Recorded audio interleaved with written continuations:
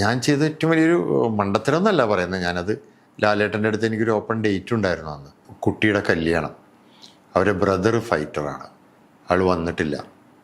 ആ കുട്ടിയുടെ കല്യാണത്തിൻ്റെ സമയമായിട്ടും ബ്രദർ എത്തിയിട്ടില്ല. ഒരു സ്ഥലത്തെ ഷൂട്ടിങ്ങിന് പോയിരിക്കുകയാണ്. ത്യാഗരാജൻ മാസ്റ്റർക്ക് ഒരു കോൾ വരുന്നു. അവിടെ ആക്സിഡൻറ്റിൽ ഈ ബ്രദർ മരിച്ചു, കൊല്ലപ്പെട്ടു.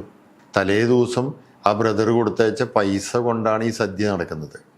അവൻ ജമ്പ് ചെയ്ത് അല്ലെങ്കിൽ അതിനുവേണ്ടി മുന്നേ അഡ്വാൻസ് മേടിച്ച പൈസയുമായിട്ടാണ് ഈ കല്യാണം നടക്കുന്നത്. ആ മുകളിൽ നിന്ന് വീഴുന്ന ഇപ്പം നിങ്ങൾ സിനിമയിൽ കാണുന്ന ആ സീക്വൻസ് ഒറ്റയ്ക്ക് ഒരു ഡ്യൂപ്പ് പോലും ഇല്ലാതെ ഇട്ടത്. താഴെ വന്ന് കിടക്കുമ്പോൾ സത്യം പറഞ്ഞാൽ ഞാൻ ഓടിച്ചെല്ലുന്നു. അപ്പോൾ എനിക്കറിയാം ആ കയറ് ആടി പല സ്ഥലത്തും രാജു വന്ന് ഇടിച്ചിട്ടുണ്ട്, പാറപ്പുറത്ത്, പാറയുടെ മുകളിൽ. ഞാൻ ചെല്ലുമ്പോൾ ഒറിജിനലായിട്ട് നെറ്റിയിൽ ചോര പൊട്ടിയുണ്ട്. കൊടൈക്കനാലിൽ ഷിക്കാർ എന്ന് പറയുന്ന സിനിമയുടെ ക്ലൈമാക്സ് സീക്വൻസ് എടുത്തുകൊണ്ടിരിക്കുകയാണ്.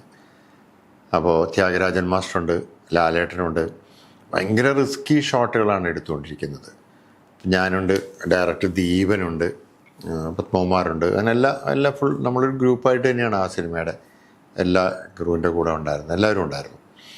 അപ്പോൾ ക്ലൈമാക്സ് സീക്വൻസ് എടുക്കുന്നതിനിടയ്ക്ക് ഞാൻ ശ്രദ്ധിക്കുന്ന ഏറ്റവും വലിയ കാര്യം എന്ന് വെച്ചാൽ ലാലേട്ടൻ ജമ്പ് ചെയ്യുമ്പോഴും അങ്ങനെ ഒരു സംഭവങ്ങൾ ചെയ്യുമ്പോൾ ത്യാഗരാജൻ മാസ്റ്ററുടെ ഒരു ടെൻഷൻ ഞാൻ ഭയങ്കരമായിട്ട് കണ്ടുകൊണ്ടിരിക്കുന്നു. അതുമാത്രമല്ല, അദ്ദേഹം അത് ജമ്പ് ചെയ്യുമ്പോൾ നമ്മളിപ്പോൾ എല്ലാം ആക്ഷൻ കട്ട് ഇതല്ലേ പറയുന്നത്. ത്യാഗരാജൻ മാസ്റ്റർ ആക്ഷൻ എന്ന വാക്കിന് പകരം അയ്യപ്പ എന്നാണ് വിളിക്കുന്നത്. അയ്യപ്പ എന്ന് പറഞ്ഞാൽ ലാലേട്ടൻ തുടങ്ങും, ലാലേട്ടൻ ജമ്പ് ചെയ്യുന്നു, കാര്യങ്ങൾ ചെയ്യുന്നു. അപ്പോൾ ശരിക്കും ഞാനത് ആലോചിച്ച് നമ്മളിത് നോട്ട് ചെയ്ത് വെച്ചതാണ് ഈ അയ്യപ്പ എന്നുള്ള വിളി. ആ വിളിയിൽ ത്യാഗരാജ മാസ്റ്റർ എടുത്തത് കഴിഞ്ഞപ്പോൾ ഞാൻ പോയി ചോദിച്ചു, അയ്യപ്പ എന്നെന്താ വിളിയത്? അല്ല, ലാല് എന്ന് പറഞ്ഞാൽ എനിക്കൊരു ഭയങ്കര ഇഷ്ടമാണ്. പണ്ട് മുതൽ ആദ്യ ലാൽ സിനിമ തുടങ്ങി ഫൈറ്റ് ചെയ്യാന്ന് പറഞ്ഞാൽ ലാലിനെ ഏറ്റവും ഇഷ്ടമാണ്. എന്ത് റിസ്ക് ഇവനെടുക്കും. ഞാനൊരു അറ്റാച്ച്മെൻ്റ് ഉള്ളതുകൊണ്ടായിരിക്കാം, ഞാൻ നല്ല അയ്യപ്പ ഭക്തനാണ്, അതുകൊണ്ടായിരിക്കാം അയ്യപ്പ എന്നുള്ള വേർഡാണ് എനിക്ക് ഉപയോഗിക്കാൻ പറ്റുള്ളൂ. കാരണം ഞാൻ പ്രാർത്ഥിച്ചിട്ട് ആക്ഷൻ പറയുന്നതിന് കൂടുതൽ ഞാൻ പ്രാർത്ഥിക്കുകയാണ് ചെയ്യുന്നത് അയ്യപ്പ എന്നുള്ളൊരു വാക്ക്. എനിക്ക് ഭയങ്കര രസം തോന്നി. അപ്പോൾ ഞാൻ ശരിക്കും വന്ന് ത്യാഗരാജൻ മാസ്റ്ററുമായിട്ട് ഇരുന്ന്, പിന്നെ നമ്മളൊക്കെ ചെറുപ്പം മുതലേ ത്യാഗരാജൻ സംഘടനം, ത്യാഗരാജൻ എന്ന് പറഞ്ഞാൽ കൈയടിച്ചിരുന്ന ആ മാസ്റ്റർ നമ്മളെടുത്തിരിക്കുകയും അവരുടെ ജീവിതത്തിലുണ്ടാകുന്ന ഒരുപാട് സംഭവങ്ങൾ എൻ്റെ അടുത്ത് ഇങ്ങനെ പറഞ്ഞു. അപ്പോൾ മാസ്റ്റർ എൻ്റെ അടുത്ത് പറഞ്ഞൊരു കഥയാണ്. ഇവരുടെ ജീവിതത്തിൽ വീട്ടിൽ നിന്ന് പോകുമ്പോൾ, ഇവർ വീട്ടിൽ നിന്ന് ഇറങ്ങുമ്പോൾ, ഫൈറ്റേഴ്സ് വീട്ടിൽ നിന്ന് ഇറങ്ങുമ്പോൾ, ഇവിടെ നടക്കുമ്പോൾ ഇവർ വീട്ടിലേക്ക് പറയും ഇന്ന സമയത്ത് ഫൈറ്റ് നടക്കുന്നു. ഭയങ്കര റിസ്ക്കാണ് ഇവരെടുത്തുകൊണ്ടിരിക്കുന്നത്. നമ്മൾ കാണുന്ന പല സിനിമകളിലും കാണുന്ന ആക്ഷൻ സീക്വൻസിൽ ഇവരെടുക്കുന്ന റിസ്ക് ചെറുതൊന്നുമല്ല. ഒരുപാട് അപകടങ്ങൾ പറ്റി ഒരുപാട് പേര് മരിച്ചിട്ടുണ്ട്, അത് നമ്മൾ പോലും കണ്ടിട്ടില്ല. അപ്പോൾ പുള്ളി പറഞ്ഞൊരു കഥയാണ് എന്നെ ശരിക്കും ഭയങ്കരമായിട്ട് ഫീൽ ചെയ്ത് വെച്ചാൽ, ചെന്നൈയിൽ ഒരു കുട്ടിയുടെ കല്യാണം. അവരെ ബ്രദർ ഫൈറ്ററാണ്, ആൾ വന്നിട്ടില്ല. ആ കുട്ടിയുടെ കല്യാണത്തിൻ്റെ സമയമായിട്ടും ബ്രദർ എത്തിയിട്ടില്ല. ഒരു സ്ഥലത്തെ ഷൂട്ടിങ്ങിന് പോയിരിക്കുകയാണ്. ത്യാഗരാജൻ മാസ്റ്റർക്ക് ഒരു കോൾ വരുന്നു. അവിടെ ആക്സിഡൻറ്റിൽ ഈ ബ്രദർ മരിച്ചു, കൊല്ലപ്പെട്ടു. കല്യാണം വന്ന് നടന്നില്ലെങ്കിൽ, ആ സമയത്ത് നടന്നില്ലെങ്കിൽ നടക്കില്ല കല്യാണം. അത്രയും പ്രശ്നമുള്ളൊരവസ്ഥയാണ്. കാരണം എല്ലാ കാര്യങ്ങളും വന്നു, ആളുകൾ വന്നു. മാഷുറെ ഞാൻ ഒറ്റയ്ക്ക്, ബാബു നമ്മൾ ഭരതത്തിലൊക്കെ കണ്ടിട്ടുള്ളത്, ഞാൻ ഒറ്റയ്ക്ക് ആരോടും മിണ്ടാതെ ഈ മരണം മറച്ചു വെച്ച് അവിടെ നിന്ന് വന്നിരുന്ന ആംബുലൻസിൽ അവർ വിളിച്ചപ്പോൾ പറഞ്ഞു ഇത്ര മണിക്ക് ഇവിടെ എത്തിയാൽ മതി, ഒരു 1 hour കൂടെ 2 മണിക്കൂറോ 1 മണിക്കൂറോ 2 hours കഴിഞ്ഞ് ഇവിടെ എത്താവുന്ന തരത്തിൽ വരാൻ പറഞ്ഞു. കാരണം ആ കല്യാണം നടക്കണമെന്ന്, അത് നടന്നില്ലെങ്കിൽ പ്രശ്നമാണെന്ന് എനിക്കറിയുന്നതുകൊണ്ട് അന്ന് ഞാനത് മറച്ചു വെച്ച് ആ കല്യാണം നടത്തി. കല്യാണം കഴിഞ്ഞ് 10 മിനിറ്റ് കഴിയുമ്പോഴേക്കും കല്യാണ പന്തലിലേക്ക് വരുന്നത് ആ ബ്രദറിൻ്റെ. കാരണം വെച്ചാൽ തലേ ദിവസം ആ ബ്രദർ കൊടുത്തയച്ച പൈസ കൊണ്ടാണ് ഈ സദ്യ നടക്കുന്നത്. അവൻ ജമ്പ് ചെയ്ത് അല്ലെങ്കിൽ അതിനുവേണ്ടി മുന്നേ അഡ്വാൻസ് മേടിച്ച പൈസയുമായിട്ടാണ് ഈ കല്യാണം നടക്കുന്നത്. അങ്ങനെ ഒരു സിറ്റുവേഷനുണ്ട്.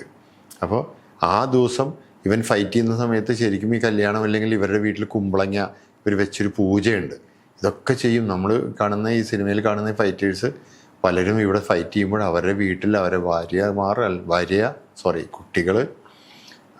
കുട്ടികളെല്ലാം കുമ്പളങ്ങയും എന്തൊക്കെയോ വെച്ച് അവരൊരു പൂജ ചെയ്യുന്നൊരു സ്ഥിതിയുണ്ട്. അപ്പോൾ അവരുടെ ലൈഫ് നമ്മളൊട്ടും ആ ഡ്യൂപ്പിന് ചെറിയൊരു പരിക്ക് പറ്റി. നമ്മൾ വളരെ സിമ്പിളായിട്ടല്ലേ ഇവിടുന്ന്. അതെന്നെ ഭയങ്കരമായിട്ട് സ്ട്രൈക്ക് ചെയ്തു മാഷ് പറഞ്ഞൊരു സാധനം. അവിടെ നിന്നാണ് ഞാൻ ശരിക്കും ആ സബ്ജക്റ്റ് ഉണ്ടാക്കുന്നത്. ഞാൻ ആ സബ്ജക്റ്റ് ഉണ്ടാക്കിയ സത്യത്തിൽ ലാലേട്ടൻ്റെ അടുത്താണ് ഞാൻ ഈ ക്യാരക്ടർ പറയുന്നത്. കാരണം ലാലേട്ടൻ ഈ ഒരു ക്യാരക്ടർ ഭയങ്കരമായിരിക്കുന്നു. ലാലേട്ടൻ പറഞ്ഞു നല്ലതാണ് മോനെ. അപ്പോൾ ഷിക്കാർ ചെയ്തുകൊണ്ടിരിക്കണ ലാലേട്ടന് നമ്മളോടൊരു നല്ല താല്പര്യമുള്ളത് കൊണ്ട് തന്നെ ആൻ്റണി ഇവർ നല്ലൊരു സാധനം പറഞ്ഞിട്ടുണ്ട്, അത് നോക്കി കേട്ട് നോക്കുമെന്ന് പറഞ്ഞു. ഞാൻ ആൻ്റണി ചേട്ടനോട് പറഞ്ഞു, ആൻ്റണി ചേട്ടൻ ഇത്രയേ ഉള്ളൂ, വേറെ ഒന്നും എൻ്റെ അടുത്തൊരു മനസ്സിലില്ല.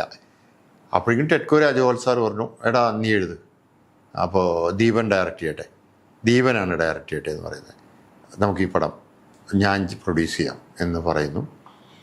ശരിക്കും അങ്ങനെ ഒരു സംഭവമായി. പക്ഷേ അത് എഴുതാനൊക്കെ ഞാൻ സമയമെടുത്തു. ആ സമയത്താണ് ഞാൻ നടൻ അനിൽ മുരളിയും കൂടെ മൂകാംബിക അമ്പലത്തിലേക്ക് പോകുമ്പോൾ ഞാൻ ഈ കഥ, എനിക്ക് കുറച്ചും കൂടെ ആയിട്ടുണ്ടായിരുന്നു ഈ കഥ ഞാൻ കൂടുതൽ പറഞ്ഞു, ഡീറ്റെയിൽ പറഞ്ഞപ്പോൾ അനിൽ മുരളിയാണ് പറയുന്നത്, ലാലേട്ടൻ ഇനി സമയം പിടിക്കുമല്ലോ. പിന്നെ ഞാൻ പറഞ്ഞ കഥയിൽ എനിക്ക് തോന്നുന്നു അത്രയും ലാലേട്ടനെ കുറച്ചും കൂടെ ചെറുപ്പമുള്ള ഒരാളാണെങ്കിൽ ഒന്നുകൂടെ നല്ലതായിരിക്കും എന്നൊക്കെ ഡിസ്കഷനുകളിൽ വരികയും, സത്യത്തിൽ ഞാൻ ചെയ്ത ഏറ്റവും വലിയൊരു മണ്ടത്തരം എന്നല്ല പറയുന്നത്, ഞാനത് ലാലേട്ടൻ്റെ അടുത്ത് എനിക്കൊരു ഓപ്പൺ ഡേറ്റ് ഉണ്ടായിരുന്നു അന്ന്.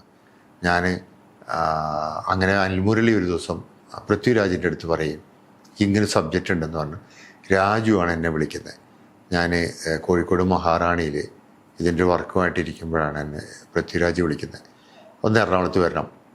ഞാൻ ചെല്ലുമ്പോഴത്തെ സ്ഥിതി എന്താ വെച്ചാൽ ദീപനും രാജുവും കൂടെ ചെയ്യേണ്ട ഒരു സിനിമ മാറിപ്പോയി. 7 ആർട്സിൻ്റെ ഒരു സബ്ജക്റ്റ് എന്തോ ചെറിയ പ്രശ്നമായിട്ട് മാറിപ്പോകുന്നു. അപ്പോൾ അനിൽ മുരളി ഇങ്ങനെ ഒരു സബ്ജക്റ്റ് പറഞ്ഞു, ഒന്ന് കേൾക്കാൻ പറ്റുമോ എന്ന് ചോദിച്ചു. ഞാൻ പറഞ്ഞു ഞാനത് വേറെ ഇങ്ങനെ ഒരു പ്രൊജക്റ്റായിട്ട് പോകേണ്ടതാണ്, അത് ചെയ്യാൻ ഒരു ബുദ്ധിമുട്ട്. പറഞ്ഞില്ല ചേട്ടാ, അതിനി ചേട്ടനെ എഴുതി ഇത്ര സമയം കൊണ്ട് ദീപൻ എൻ്റെ അടുത്ത് പറഞ്ഞു വിനോട്ടൻ എഴുതിയിട്ട് അത് പോയി വായിച്ച് റെഡിയാവണ്ടേ നമ്മളത്, ഇത് കൺഫേമാണ് പ്രൊജക്റ്റ്, 15 ദിവസത്തിൻ്റെ സംഭവം തുടങ്ങും, നമുക്കിങ്ങനെ അങ്ങ് മൂവ് ചെയ്താലോ എന്ന്. സത്യത്തിൽ ഞാൻ വേറെ ഒന്നും ആലോചിച്ചില്ല. അന്ന് കൂടുതൽ ഡീറ്റെയിൽ ഒന്നുമില്ല, സിനിമയെ നമ്മൾ ഇങ്ങനത്തെ ഒരു കാര്യങ്ങൾ കൂടുതൽ ചിന്തിക്കാനുള്ളൊരു അങ്ങനത്തെ ഒരു അറിവുള്ള സമയമല്ല ആയിരുന്നില്ല ആ സമയത്ത്. അതുകൊണ്ട് ഞാനത് കമ്മിറ്റ് ചെയ്തു. അങ്ങനെയാണ് പൃഥ്വിരാജിൻ്റെ ഹീറോ എന്ന് പറയുന്ന സിനിമയിലേക്ക് ഞാൻ എത്തുന്നതും. ശരിക്കും എനിക്ക് തോന്നുന്നു ആ ഹീറോ എന്ന് പറയുന്നത്, ഞാൻ ആദ്യം തന്നെ ഈ ഡ്യൂപ്പുകളുടെ കഥയാണെന്ന് പറഞ്ഞപ്പോൾ എനിക്ക് ഭയങ്കര ത്രില്ലിലായിരുന്നു പൃഥ്വിരാജ്. രാജു എന്നോട് ആദ്യം പറഞ്ഞൊരു കാര്യം, ചേട്ടാ എങ്ങനെ വേണമെങ്കിൽ എഴുതി വെച്ചോ, ഈ സിനിമയിൽ ഞാൻ ഡ്യൂപ്പ് ഉപയോഗിക്കില്ല, ഞാനൊരു ഡ്യൂപ്പ് ഉപയോഗിക്കാതെയാണ് ഇതിലെ ഓരോ കാര്യങ്ങളും ചെയ്യാൻ പോണത്. കാരണം ഡ്യൂപ്പിൻ്റെ കഥ പറയുന്ന പടത്തിൽ ഞാൻ ഡ്യൂപ്പ് ഉപയോഗിച്ചാൽ അതിനൊരു ഒട്ടും ലോജിക്കില്ലാതെ പോകും എന്നാണ്. പിന്നീട് ഒരു എഴുതുന്ന സീക്വൻസുകളിലെല്ലാം പലപ്പോഴും എനിക്ക് ഭയങ്കര പ്രശ്നം തോന്നിയിട്ട്, എനിക്കൊന്ന് ഈ കാക്കനാട് വെച്ച് പാറമട എന്ന് പറയുന്നൊരു സ്ഥലം ഷൂട്ടിംഗ് ലൊക്കേഷനുണ്ട്. അവിടെ വെച്ച് പൃഥ്വി മുകളിൽ നിന്ന് ക്രെയിനിൽ നിന്ന് ഒരാൾ ചതിക്കുകയും താഴത്തേക്ക് വീഴുന്നൊരു സീക്വൻസ് ഉണ്ട്. ശരിക്കും എനിക്ക് ഭയങ്കര വിഷമം തോന്നിയ സീക്വൻസാണ്. കാരണം ഞാൻ പലപ്പോഴും പോയി പറഞ്ഞു രാജൻ്റെ അടുത്ത്, അങ്ങനൊരു പിടിവാശി വേണോ, നിങ്ങളത് ലൊക്കേഷനിൽ നമ്മളൊരു അങ്ങനെ പിടിവാശി വേണ്ട രാജു. കാരണം വേറെ ഒന്നും കൊണ്ടല്ല പറയുന്നത്, ഈ ഡ്യൂപ്പുകൾ എന്ന് പറയുന്ന ഒരു എക്സ്പീരിയൻസ്ഡ് ആൾക്കാരാണ്. നമ്മളൊരു മനുഷ്യന്മാർ തന്നെയാണെങ്കിലും അവർക്കൊരു തട്ടോ എന്ത് കാര്യമുണ്ടല്ലോ, അവർക്ക് അതിൽ നിന്ന് ഒഴിഞ്ഞു മാറി ഇറങ്ങാനുള്ള കഴിവുണ്ടാവും. പൃഥ്വിരാജ് എന്ന് പറയുന്നത് കഴിവില്ലാത്ത ഒരാളൊന്നോ ഒന്നുമല്ല ഞാൻ പറയുന്നത്, നല്ല ഫൈറ്റുകളിൽ ഭയങ്കര ഇഷ്ടമുള്ള ഒരാളാണ്. അന്ന് രാജു ആ മുകളിൽ നിന്ന് വീഴുന്ന ഇപ്പം നിങ്ങൾ സിനിമയിൽ കാണുന്ന ആ സീക്വൻസ് ഒറ്റയ്ക്ക് ഒരു ഡ്യൂപ്പ് പോലും ഇല്ലാതെ ഇട്ടത്, താഴെ വന്ന് കിടക്കുമ്പോൾ സത്യം പറഞ്ഞാൽ ഞാൻ ഓടിച്ചിരുന്നു. അപ്പോൾ എനിക്കറിയാം ആ കയറ് ആടി പല സ്ഥലത്തും രാജു വന്ന് ഇടിച്ചിട്ടുണ്ട് പാറപ്പുറത്ത്, പാറയുടെ മുകളിൽ. ഞാൻ ചെല്ലുമ്പോൾ ഒറിജിനലായിട്ട് നെറ്റിയിൽ ചോര പൊട്ടിയിട്ടുണ്ട്, കറക്റ്റായിട്ട് പൊട്ടിയിരിക്കുക, തല ചെറുതായിട്ട് തട്ടിയിട്ടുണ്ട്, താഴെ വന്നു. അവിടെ നിന്ന് രാജു എഴുന്നേറ്റ് നടന്നു പോകുന്നു കണ്ടാൽ എനിക്ക് സത്യത്തിൽ സങ്കടം തോന്നി. കാരണം വെച്ചാൽ അതൊരു ഭയങ്കരമായി പോയല്ലോ എന്നൊരു വിഷമം എന്നെ വളരെയധികം അലട്ടിയ ഒരു സിനിമയായിരുന്നു. അങ്ങനെ പല സീക്വൻസുകളിലും രാജു ഡ്യൂപ്പ് ഉപയോഗിക്കാതെ, ഒരു ഡ്യൂപ്പ് പോലും ഉപയോഗിക്കാതെ ചെയ്ത ഫൈറ്റ് സീക്വൻസ് പിന്നെ നമുക്ക് നല്ല ധൈര്യം. രാജുവിനെ വെച്ച് ഫൈറ്റ് സീക്വൻസ് എന്ന് പറഞ്ഞാൽ ഏകദേശം ഞാൻ കണ്ടിട്ടുള്ള ലാലേട്ടൻ കഴിഞ്ഞാൽ, മോഹൻലാൽ എന്ന് പറയുന്ന ഒരാളെ വെച്ചിട്ടൊരു സിനിമ ചെയ്യുമ്പോൾ ഫൈറ്റ് സീക്വൻസ് എത്ര ലെങ്ത് എന്ത് ചെയ്താലും ലാലേട്ടൻ ഹാപ്പിയാണ്. അതൊരു ഭയങ്കര ഇഷ്ടമാണ് പുള്ളിക്കാരൻ. അതേപോലെ ഫൈറ്റ് ഉണ്ടെങ്കിൽ ഏറ്റവും കൂടുതൽ ഇഷ്ടവും 2 ദിവസം മുന്നേ അതിൻ്റെ ത്രില്ലടിച്ചതിൻ്റെ കഥകൾ പറയുന്ന ഒരാളുമാണ് രാജു. അപ്പോൾ ആ സിനിമയിലെ ഫൈറ്റ് സീക്വൻസിനേക്കാൾ കൂടുതൽ ഒരുപാട് റിസ്ക്കുള്ള ഒരുപാട് ഷോട്ടുകൾ എടുക്കുകയും ചെയ്തു ആ സിനിമയുടെ സമയത്ത്. അപ്പോൾ ആ ഹീറോ എന്ന് പറയുന്ന സിനിമയുടെ കമ്പോസിങ്, പാട്ടുകളുടെ സ്ഥാനത്തിൽ എല്ലാത്തിലും കഴിഞ്ഞ് ഇറങ്ങിയത് തലൈവാസെ വിജയാണ്. എൻ്റെ മനസ്സിലുണ്ടാകുന്ന ത്യാഗരാജൻ മാസ്റ്റർ ചെയ്തത്. സബ്ജക്റ്റും പുള്ളിയുടെ ജീവിതമായിട്ട് ഒരുപാട് മാറ്റങ്ങളുണ്ടെങ്കിൽ പോലും ത്യാഗരാജൻ മാസ്റ്ററാണ് എൻ്റെ മനസ്സിൽ ആ സിനിമ ഞാൻ എഴുതുമ്പോൾ ഉണ്ടായിരുന്നത്. അദ്ദേഹത്തിൻ്റെ ക്യാരക്ടർ കൃത്യമായിട്ട് ചെയ്തത് തലേവാ സേവിച്ചി എന്ന് പറയുന്ന നടനായിരുന്നു. അദ്ദേഹം നന്നായിട്ട് ചെയ്തിട്ടുണ്ട്, നല്ല രസമായിട്ട് ചെയ്യുകയും ചെയ്തു. അപ്പോൾ എനിക്ക് തോന്നുന്നു ഇന്നും എനിക്ക് ഏറ്റവും കൂടുതൽ ഹീറോ എന്ന് പറയുന്ന സിനിമ ടി വിയിൽ വരുമ്പോൾ ഈ നിമിഷവും എനിക്ക് നല്ല ഡയലോഗുകൾ എഴുതാൻ പറ്റിയ സിനിമയാണ്. ഇപ്പോഴും എന്നെ എല്ലാവരും പലരും വിളിക്കും.